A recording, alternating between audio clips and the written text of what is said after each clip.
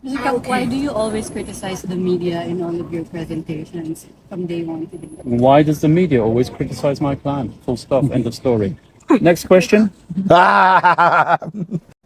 Hero ang sabi ng ilang mga Duterte diehard supporters kay Attorney Nicolas Kaufman pagkatapos po ng confirmation hearing laban po kay former President Rodrigo Roa Duterte diyan sa International Criminal Court. Marami pong humanga kay Kaufman dahil talagang ipagtanggol niya ng todo si Tatay Digong at pati mga mainstream media ay nasupalpal pa ni Nicolas Kaufman sa kanyang interview ho kagabi tungkol po sa huling depensa niya para po kay former President Rodrigo Roa Duterte. Magandang gabi po sa ating lahat. Palike po muna, pa-share, pa-subscribe at pakipindot po ang inyong notification bell upang lagi po kayong updated sa ating mga video. Alam nyo po, ay Bisdak Historiador, pakisuporta po pangalawang YouTube channel ko.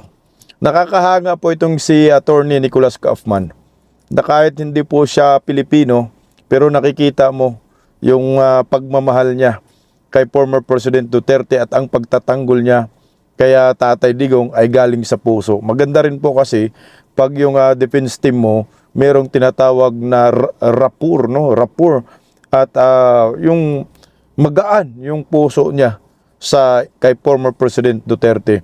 At ito na nga po ay yung huling mga statement ni Attorney Nicolas Kaufman. Sinabi niya po natanggap na ni former President Rodrigo Roa Duterte ang kanyang kamatayan sa loob ng detention center ng ICC. Pero tayong mga Pilipino, hindi po natin iniisip na ganyan ang mangyayari kay Tatay Digong.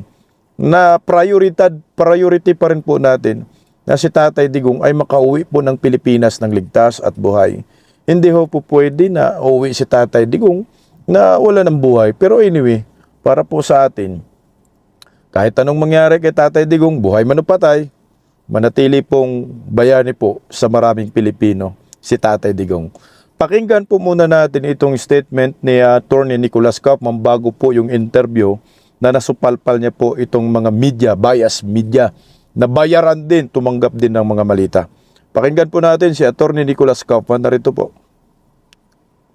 I was a faithful servant of the people, and that is how I wish to be remembered. I have now accepted my fate, and I realized that I could die in prison. And on that somber note, my team and I realized that there was no point in continuing. We remind him of the mountain of cards and greetings, and of the forest of flowers that he received both at the detention center and at the court's premises on his 80th birthday. So many cards, all of which were read by his family. Exactly in the spirit of the waiver filed with this court, he looked at me solemnly and said, Mr. Kaufman, Nick, I have done my duty and I have left my legacy. Go to court and do your job, but I can no longer help you. I no longer remember much at all, and I can't comment on people who I do not know and on statistics that mean nothing to me. He then concluded and pronounced as follows: I was a faithful servant of the people, and that is how I wish to be remembered. I have now accepted my fate, and I realized that I could die in prison. And on that somber note, my team and I realized that there was no point in continuing. So we tried to humor him. We told him that next month he will be 81. And we reminded him of the many people who visit Duterte Street and Duterte Park, the renamed locality just outside the ICC detention center, as referred to by the many, many pilgrims who have visited The Hague to feel closeness to his presence, even if they cannot witness his actual person with their own eyes.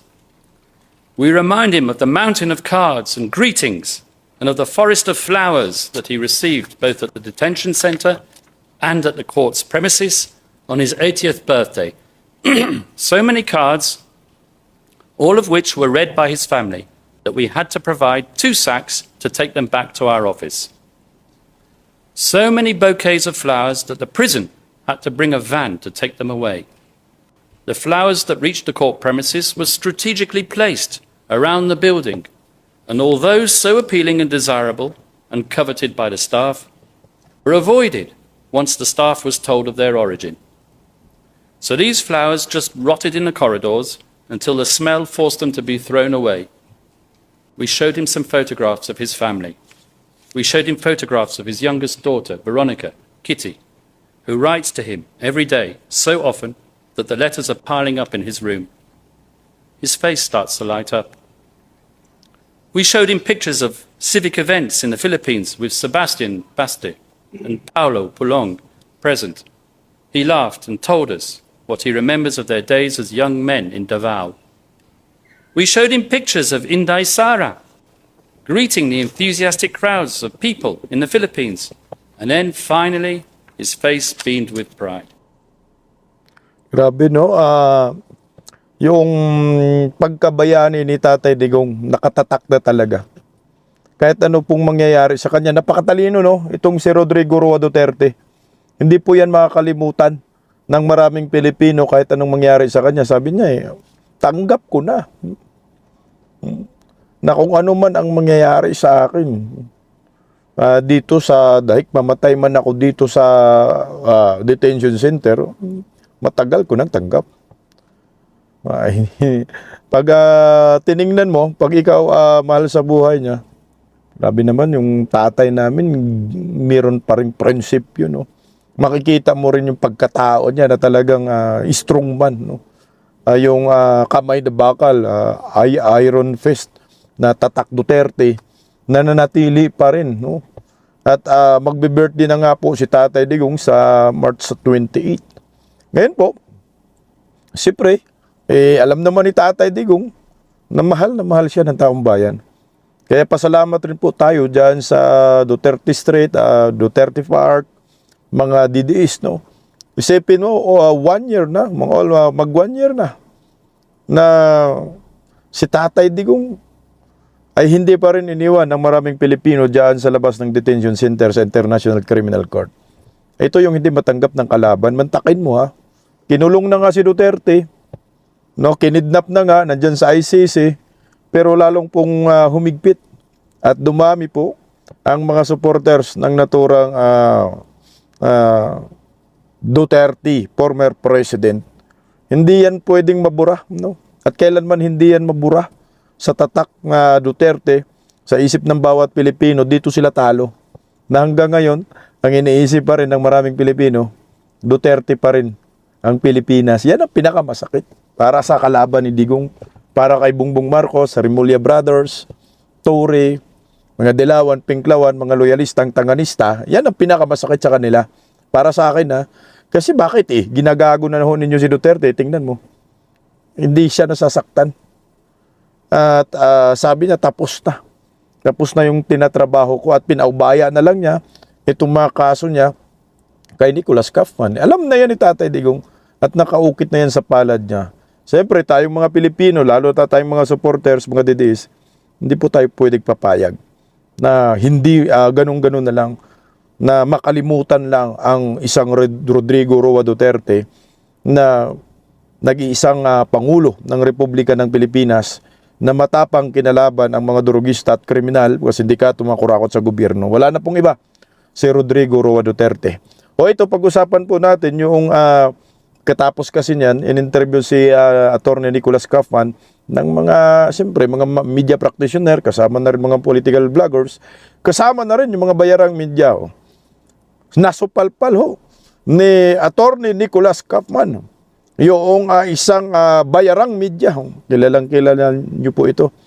At kasama po, no, ng ibang mga political vlogger na na-interview rin po si Nicholas Kaufman at merong isang DDS na sinasabi, bayani ka, Attorney Nicholas Kaufman. Ito muna, pakinggan muna natin yung mga iilan. Right, I'm just going to make one statement, okay? That's all. Okay? Answer a few questions. Okay, go ahead. Our hero. I think si Alvin ba yan, nung sabi, our hero. Sa totoo lang yun, sa Pinky Web, anak ng mga bayarang media na yan. No?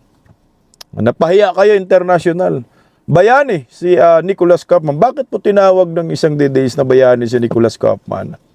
sa nakikita ko po, bayani si Attorney Nicholas Kaufman sa ating mga Pilipino, lalo na po sa mga tumitingala kay former President Duterte na pinapahalagan at ang lahat ng ginagawa ni Tatay Digong nung siya po ay isang pangulo, no?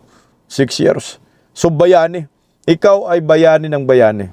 Nagpakabayani ka sa kinikilalang bayani ng maraming Pilipino na si Tatay Digong. Bayani ka, Nicholas Kaufman. Tuloy, oh. Go on.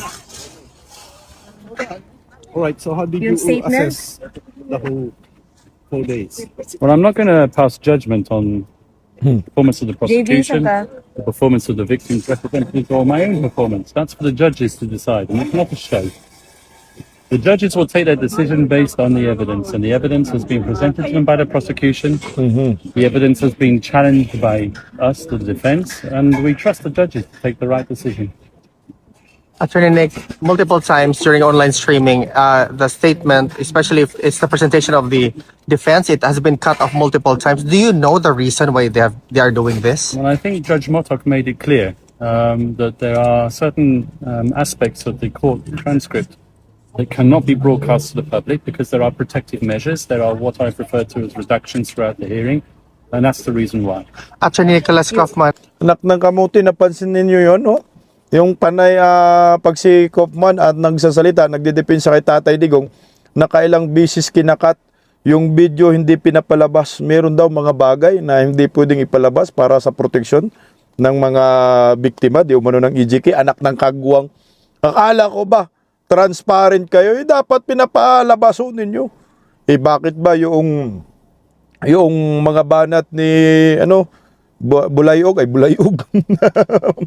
Yung abogado ng mga EJK daw, si Butuyan ba yan? Butuyan, ayan, Butuyan. Hindi man kami nakita na in-stop ninyo yung live stream, hinayaan lang naman. Dapat, hinayaan nyo na rin din si Attorney Nicholas Kaufman na maiiri lahat ng mga sinasabi niya para magkaroon ng comparison, matitimbang ng bawat Pilipino. Hindi po pwede na ang mapakinggan lang itong prosecution. No? Lahat ng sinasabi ni Butuyan kompleto Pero yung mga sinasabi ni Attorney Nicholas Kaufman, yun yung wala kasi nakakat. So, dito pa lang, mikos-mikos na yung hinayupak na ICC. Tuloy. on behalf of the Filipino community all over the world, we would like to extend our congratulations for a job well done. Thank you very much. Sir, Job well done. Hindi rin biro, ho. Yung ginagawa ni Attorney Nicholas Kaufman na talagang dinipinsahan niya ng todo si former President Rodrigo Roa Duterte at nagpasalamat nga ho yan si Vice President Inday Sara sa pagdipinsa ni Kaufman dahil yung pagdipinsa ni Kaufman talagang tunaw, tibag ang lahat ng pinapalabas na ebidensya ng prosecution. Wala po silang matibay na ebidensya. As in, puro chismis, may splice video. Dito pa lang, pagpatas ng ICC, basura na po ang mga ito. Tuloy po natin. I was just surprised that you didn't fight for the former president to be released. That's because we have an appeal pending, an appeal on the first review of detention. And there's no point making new arguments when we're still waiting for a decision from a higher chamber on the first decision. It's purely legal, okay? It's not that I agree that my client should continue to be in detention. It's merely recognizing the futility of making an additional request for interim release at this point in time. So were there new conditions set by the prosecution or reasons for the continued detention? Aside from flight risk, fear from the victims, was there a new reason cited? These conditions are set out in the statute. That's the Rome Statute, which governs this building here. And there are three conditions which govern interim release. The prosecution have to either show a risk of flight, a risk of intimidation of witnesses, or the risk of continued commission of crime. Now, we've argued throughout the process that because of his age and because of his condition, and for various reasons, he's not able to engage any of those risk factors. The prosecution disagree, and the prosecution argue that his refusal to recognize the possibility of exercising jurisdiction over him signifies that if he were released, he would not present himself for trial. We disagree with that. But then once again, these are decisions that have to be taken by the appeals chamber and not by me here in the media. Attorney Kaufman, the Stop muna tayo dun. Ito yung interim release, no? Actually, matagal na po na usapin yan eh. Lagi pong hindi na nanalo dyan si Kaufman. Laging failed yung sabi ng mga huwis dyan sa dyan sa ICC. Alam nyo ho, tama yung estratehiya ni Attorney Nicolas Kaufman para sa akin na hindi na po dadalo si Tatay Digong sa confirmation of charges laban sa kanya para dito mapakita po natin na talagang hindi na fit to stand si Tatay Digong pagdating po dito sa mga inakusa sa kanya not fit to stand trial nga ika nga. So tama ho po para sa akin na hindi na po kailangan ni Tatay Digong magpakita pa. At sana ipopost din ni Attorney Nicolas Kaufman, questionan lagi yung jurisdiction ng ICC. Dahil dito po matatalo talagang ICC sa jurisdiction. Tuloy, Attorney Nicolas Kaufman. some Filipino lawyers of the victims are describing your last-minute attempt to appeal to emotions as grasping at straws. How do you respond to that? Come on. I'm representing a client who's been locked up for a year, who hasn't seen the public. So, of course, I'm going to address the public who want to see him. I made my position very clear. I felt that he should appear, but he's my client. He took his decision, and I respect that decision. And the decision that he took, as it turns out, was the right decision in all the circumstances. Yes, of course, my detractors are going to criticize me. The prosecution tried to strike me from the record, as you saw at the end, but that failed miserably. And I think that just signifies the extent to which they are irritated by the arguments which I made. And those arguments were professional. I litigated for the best part of a day and a half on the substance. I'm talking about the legal arguments. I'm talking about the evidence. We attacked every one of those counts which alleged that Mr. Duterte murdered 78 victims. We deny that completely. And we gave our reasons why, and they're on the record. Na mga dyan, Attorney Nicolas Kaufman, siyempre, trabaho po yan ni Kaufman na dipinsahan si former President Duterte. Anong diskarte ni Kaufman? Wala na po kayo dun eh. Bahala kayo eh. Kung yun ang last statement ni Tatay ni Nicolas Kaufman na mapapawi at makikita ng maraming Pilipino na siya po ay inosente at ginagawan lamang ng mga basurang akusasyon, di goods yun sa amin. That's part of a strategy ng legal team ni Attorney Nicolas Kaufman. Kaya walang pakialaman. Tuloy oh. Attorney Kaufman, sorry, this is not the first time that you're facing the ICC. You have defended other clients before. How would you compare or how would you contrast the complexity of this particular case compared to the other cases that you've dealt with before? Well, all the cases here are complex. The complexity arises out of what are called the modes of perpetration, the modes of liability, something which I talked about at length, especially the indirect co-perpetration theory, which is something which is applied here in practically every case. So with respect to complexity and with respect to quantity of evidence, this case doesn't differ from any other case. What does differ is the sheer love that the Filipino nation have for my client. And I've seen it on a daily basis when I go up to visit Mr. Duterte in his detention center, and I see the people waiting there every day, just hoping to feel something of that Duterte magic.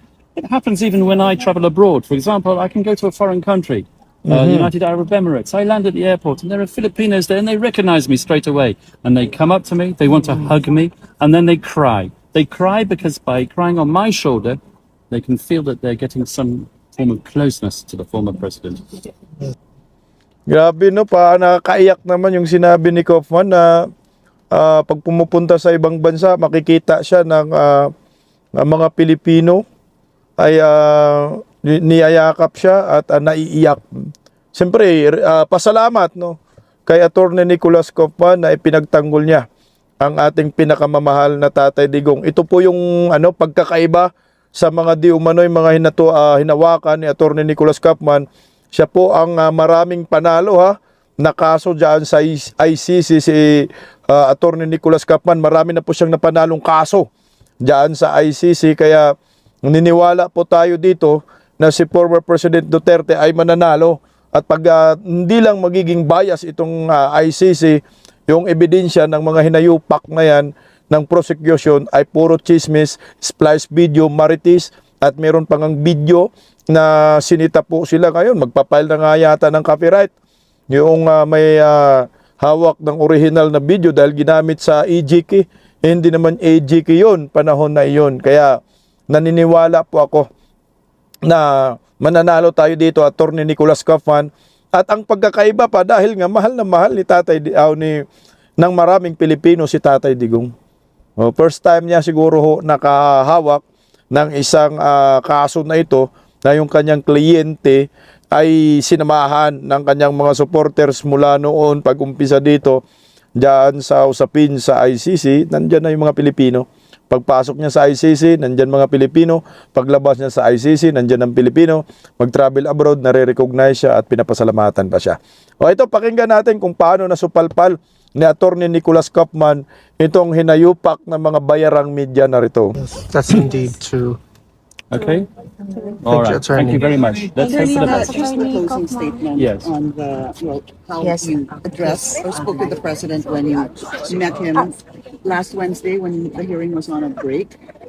Was that really something that you had initially thought that was important to share during your closing, Yes. Why is closing it? argument? Why was it necessary? It was 100% necessary, and I shared it, and it irritated people because you see, people have brought him to this court. They've put him on trial.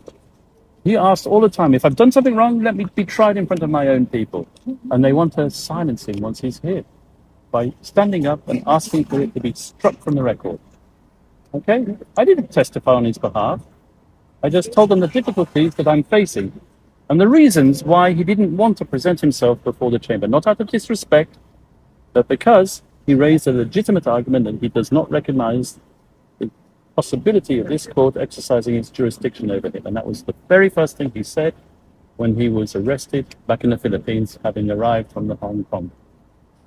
I remember you said that you had a barong ready for him. Yes, indeed, And we because did. you didn't want him to wear that ill-fitted suit. Correct. And you wanted it erased or deleted from... Well, yes, I think that that's humiliating, quite frankly, having that photograph there. It was taken in a situation where he had really been released from hospital a few days before, and he was tired, he was jet-lagged, he was suffering from the medication of the hospital, and then he was just told that he's being put in front of a television camera and taking part in an audience, a hearing. And of course, that suit's not his own. I mean, have you ever seen him wear a suit and tie like that? No. So I said, well, you know, the judges, they could reject your waiver, and then you might be obliged to appear. And then you'll have a choice. Either you stay in your cell and refuse to come out, and then maybe they will force you out, but I doubt it. You're 80 years old. I can't see anyone forcing an 80-year-old man to come out of his prison cell to come to court. Or they could put you in front of the television camera. Or you can choose to come. And I told him, well, maybe you should think about coming. I'm going to give you the option. And if you do come, I want you to wear a barong. And so we had a barong specially fitted for him. My team went up there and we measured him. He was a bit reluctant, but he agreed. And but then he said to me, you know, Mr. Kaufman, no, I don't want to. And then he told me what I mentioned. That in was the court. final decision. Yep. And Not the to reasons appear. were given to me there. Talagang nanindigan si Tatay Digong na hindi siya dadalo sa confirmation of charges. Ito yung isa sa mga nakikita ko dyan. No? Siyempre, si Tatay Digong mula noon, kahit kami nakaharap namin si Tatay Digong in person, lagi niyang sinasabi na hindi ho talaga ako haharap sa korte ng mga banyaga. Yan ang sinasabi ni Tatay Digong. And I will die in my country. Gusto niyang mamatay sa Pilipinas at gusto niyang litisin siya sa Pilipinas. Yun lang talaga dapat ang gagawin ho nila. Ang problema, paano po lilitisin si Tatay Digong sa Pilipinas? Walang kaso. Yung EGK na yan, kagagawa ng mga animal ni Trillanes, Bongbong Marcos, ang panustos dyan ay galing sa flood control. Kaya ako, nakikita ko pa rin si Tatay Digong yung kanyang paninindigan. Pilipino ako. Kung may kasalanan ako sa mga Pilipino, sa Philippine Court ako ninyo husgahan. Doon ako sa Pilipinong judge magpahusga at doon ako sa Pilipinas sa harap. Kaya tingnan mo, hanggang dito nanindigan pa rin si Tatay Digong. Naayaw niya na husgahan siya ng mga hinayupak ng mga international judge dyan sa ICC. Pakinggan natin kung paano nasupalpal ni Attorney Nicholas Kaufman itong isang media na nagtatanong. Ito.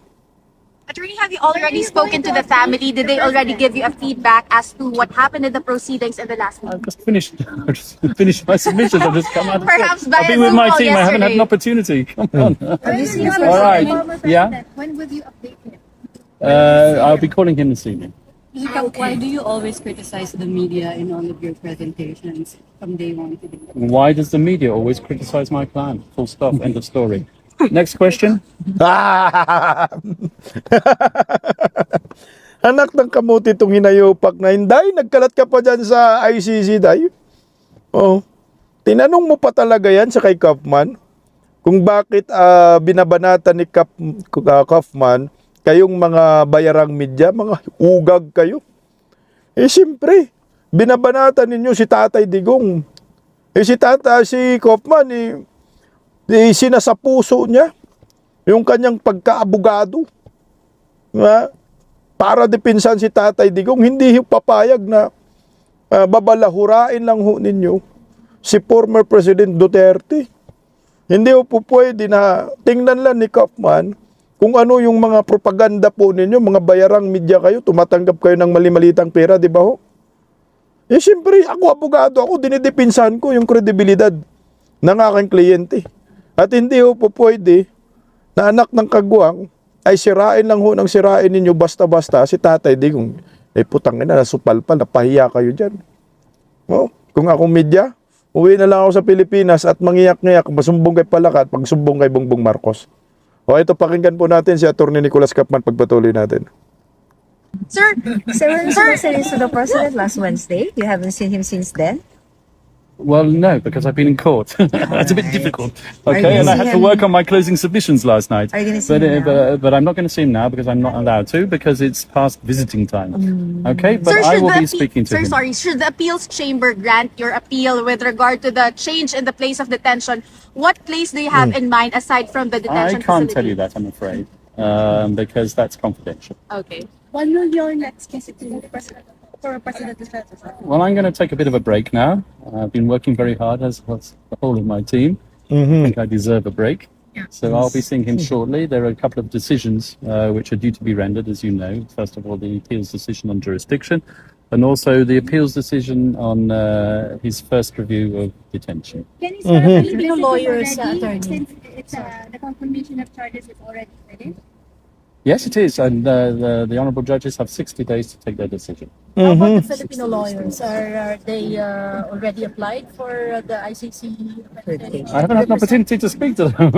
Okay, I just came out of court. Attorney, was it the personal request or the family's request for the removal of the picture of the former president, the one in blue suit? That was my request. Yes. Request, but not necessarily. It did not Well, come I from haven't the consulted family. them on dress requirements. Okay, that's my request. I've always said that photograph which exists on the ICC website is not the type of photograph that I would want for the world to see. It's as simple as that. Thank you, Is Attorney there an Trump. expected ruling on that, attorney? On that request? No, I doubt it. Okay, I've made my objection known. It's not an official legal request. It's a polite request, an understandable request from a humanitarian point of view. Yeah. Thank you, Attorney. Thank you, Attorney. All right, guys. Thank you. Congratulations, Attorney Nick. Mabuhay ka, Duterte. Ayan, sabay sigaw Duterte. Okay, natapos na nga po yung confirmation of charges. Mataas po ang kumpiyansa ni Attorney Nicholas Kaufman na mapauwi po si Tatay Digong. At mapawalang sala na po. At hindi po i-confirm itong mga akusasyon laban po kay Tatay Digong. Ng mga makakaliwang grupo Dilawan, Pinklawan. Deserve po ng legal team ni Attorney Nicholas Kaufman na magpahinga po sila dahil ibinigay lahat. Walang ebidensya, kita nyo? Walang ebidensya na pinipresenta na matibay itong prosecution team.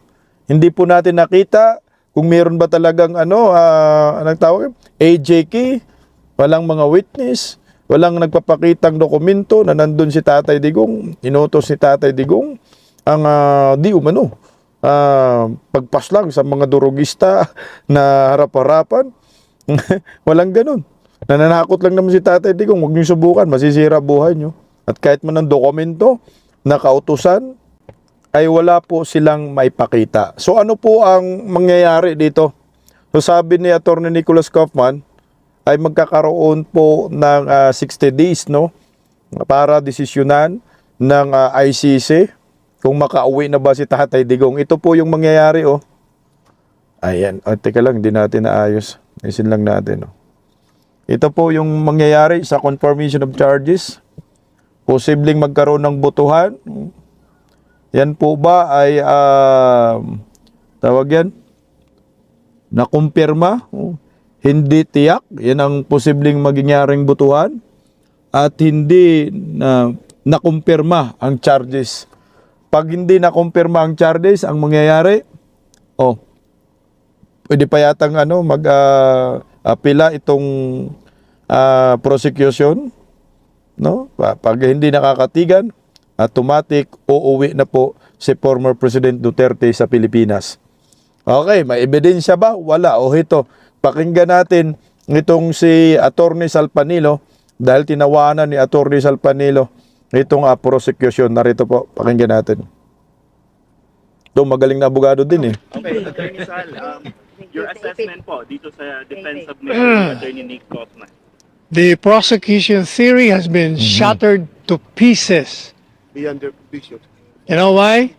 Because the very testimonial evidence and documentary evidence presented by the prosecution have been thoroughly rebutted by, let's go to the testimonial evidence, contradictions between and among the so-called witnesses, even contradictions with the witness himself or herself. Madalit sabi, puro batay or based on hearsay, double hearsay, speculation, surmises. Yun naman sa documentary evidence, sinabi ko na kanina yon, yung the very document na pininisinta nila para ipakita yung murderous intent, saka yung tinatawag nilang community or conspiracy between the President and the PNP, sumabog din sa mukha nila kasi yung dokumentong circular na sinasabi nilang yun ang command to kill, ay lumalabas, the very document itself shows na nakalagay doon, if you have to arrest, you have to do it in accordance with law. Kaya sumabog sa mukha nila lahat. Of course, the prosecution is saying na maganda yung kanilang presentasyon. But they are entitled to their imagined satisfaction. Imaginary Of their satisfaction. presentation. Yes. In short, bagsak sila. In short, bagsak sila. Wala namang kasing ebidensya. Puro chismis, maritis, anak ng kamunti na yan. Tuloy, Attorney Sal. If the resolution of the International Criminal Court will be based on evidence, dismiss ng kaso. Correct. Kung ebidensya pagbabasehan, walang ebidensya, automatic dismiss at uuwi na si Tatay Diggs. Tuloy, Could be other basis ng ICC for doing otherwise sa magiging decision po nila. Doon na papasok yung, kasi there are many people who have watched the proceedings, very hopeful na matidismiss. Kami kasi, ang problema, this court has assumed jurisdiction when there is none. In violation of the Rome Statute on the principle of complementarity. Secondly, despite the fact that defense has raised the issue of jurisdiction in the matter of withdrawing, bakit nila sinimulan pa rin ang confirmation of charges? And that's part of the proceeding. Ibig sabihin, we're afraid that it might have prejudged the case. Pero kung ebidensya lang pag-uusapan, wala. Basura na. If you Yun na nga yung pinag-uusapan dito rin yung jurisdiction. Dapat bago ka magkaroon ng confirmation of charges, na settled na po dapat yung jurisdiction ng ICC sa Pilipinas. Pero wala nga ho talagang jurisdiction pero pinilit pa ng ICC ho ito. Ito ay maliwanag na paglabag. Pero anyway, sabi ni Attorney Sal, kahit pag nagkaroon na ng confirmation of charges, wala pa rin ebidensya, mababasura pa rin ito. You're objective enough, hindi ka bias, di-dismiss mo ang kaso. Correct, exactly. Dito, sir, hindi Pero kayo kung nakatulog pera-pera lang, submission kasi di ba sa mga nakaraang araw Hindi, actually, nakakatulog ako dahil sa jet lag. Nagkataon naman sa presentasyon ng mga prosecution. Saka isa pa, paulit-ulit lang naman yung mga kasinungalingan nila. Di ba sinasabi yung isang abogado doon, there is a virus of immunity. Kaya di ba sagot ko kagad, ang ibig niya sabihin, virus of lies that they have been propagating all these years. Sir, the defense will have another virus of lies ng mga hinayupak na mga durugista. Torizal, natulog ka pala dyan? another 30 minutes tomorrow. What do you hope to hear or what do you expect to hear from Attorney Kaufman and Doc Jacob? Siguro he will be elaborating on what he has started today. No further Okay, nakita rin naman talaga, walang ebidensya. Ito pa, isa pang abogado. Tuloy, Wala silang evidence, puro allegation. Walang evidence, whether written or verbal or personal evidence, wala silang napakita. Puro conflicting yung mga pinakikita nilang But kagaya ng sinabi ni Atty. Sal, one very major issue here is jurisdiction. correct. We maintain that ICC has no jurisdiction over this case. Walang ebidensya, puro chismis, walang pinirmahan, walang nag-take out, anak ng kamuti. Nag-hired pa sila dyan ng napakaraming witness, gumastos pa, no? Ang gobyerno, yung perang ginasus galing sa mali-malitang pera, pero as in, wala pong batayan ang lahat ng mga akusasyon, basura. O puta, nakala ko ba 30,000 yung namatay, papakitaan mo kahit isang ebidensya na nandun si Tatay Digong, at tinuro niya, inutos siya, pinirmahan ni Tatay Digong, wala kayong may pakita. So anong ibig sabihin to? Sarswila, kalukuhan lamang, gusto lang sirain ang mga Duterte, pero nagwagi ba kayo? Hindi. Si Vice President Inday Sara magiging presidente na, konting tiis na lang. There will be a day of reckoning. Ito ay maliwanag na pamumulitika lang ni Bongbong Marcos. Ito ay maliwanag na kinain ni Bongbong Marcos yung kanyang mga salita noon na ayaw niya makipag-cooperate sa ICC, pero ano ang nangyayari? Isang katraidoran Trinaidor si Tatay Digong, nakipagsabuatan sa ICC, malita-malitang pira, yung pinondo, pero magwawagi kaya ang kasamaan laban sa kabutihan, mukhang malabo. Tuloy lang natin konti si Atty. Sal. Sir, tomorrow the place of detention will also be renewed. Reviewed by the pre-trial chamber 1. Mayroon po bang particular request yung defense counsel, let's say per se, change the place of detention of the former president? Not that we know of. No, we haven't talked to Attorney Kaufman on that matter. Sir, Attorney Kaufman did not delve too much into the jurisdiction arguments. Do you think there might be any effect on the decision? Jurisdiction can be raised at any stage of the proceeding, even at the end of the trial. So walang problema. So yung jurisdiction kahit saan pwedeng i-question. What for example ngayon, natapos na yung tawag yan, confirmation of hearing. Sabihin na lang natin hindi umuo yun at hindi pumapabor yung desisyon ng mga judge na mga robot dyan, mga AI, hindi marunong mag-English sa panig po ng depensa. So pwede pa rin nating ilaban yung jurisdiction ng International Criminal Court sa Pilipinas sa mga akusasyon laban kay Tatay Digong. So parang nakikita ko tama rin, no? At least may bala pa. Meron pa tayong alas na kung hindi magiging patas itong ICC sa kasong ito kay Tatay Digong sa confirmation of charges na walang ebidensya, puro chismis, splice video, puro mga quotes lang ang ginagawa, kinukuha sa social media, kinukuha kay Trillanes asong ulol, pero wala pong nagpapatunay at makapagturo na si Tatay Digong merong 30,000 na ginugorgor sa war on drugs, anak ng kamote.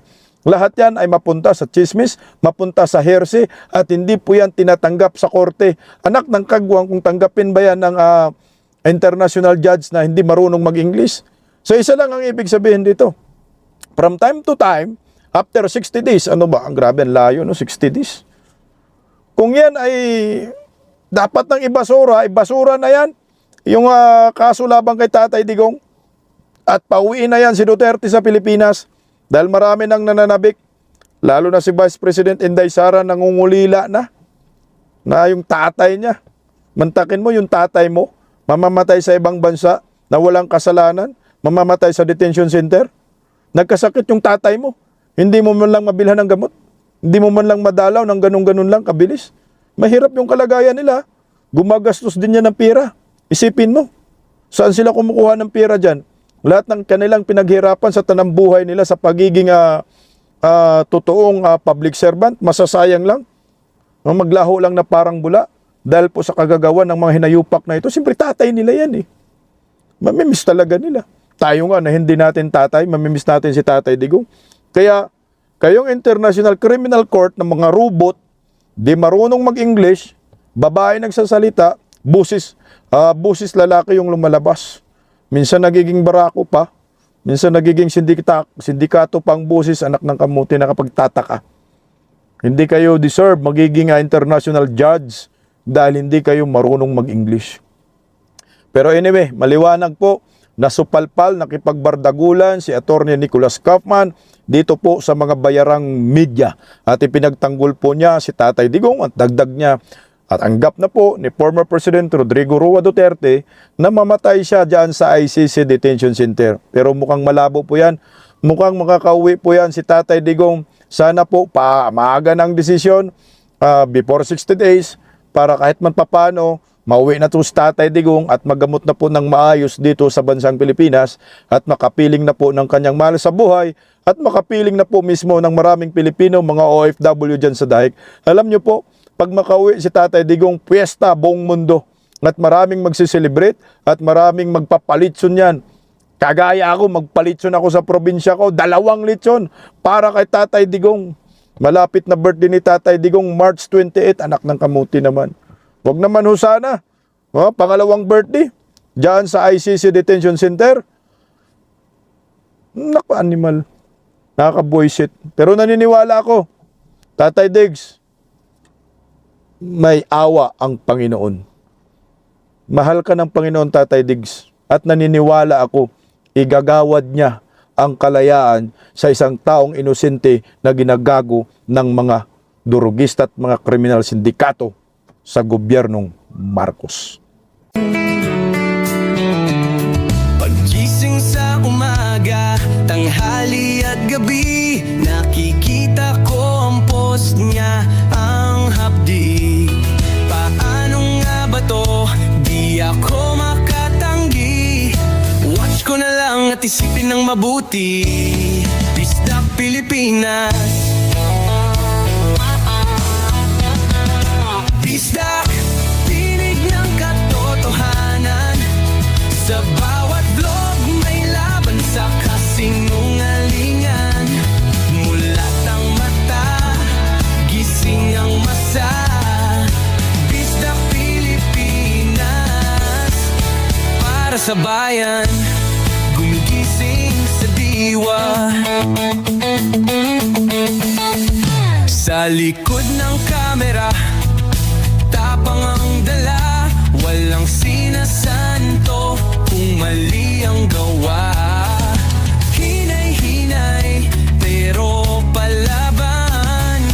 Boses ng tao sa digital na labanan. Bisdak, tinig ng katotohanan. Sa bawat vlog may laban sa kasinungalingan. Mulat ang mata, gising ang masa. Bisdak Pilipinas, para sa bayan, gumigising sa diwa.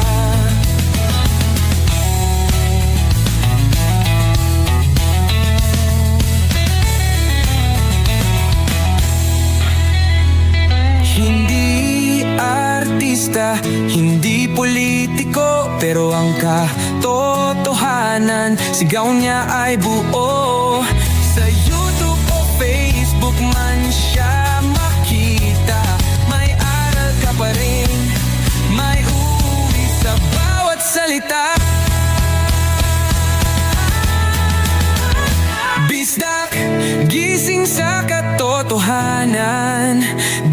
walang kwento, kundi panawagan sa bawat Pilipinong naghahanap ng liwanag. Pista Pilipinas, kasama sa pagbangon ng bayan. Pista Pilipinas, boses ng masa, gising ang diwa. Sa vlog mo, may pag-asa.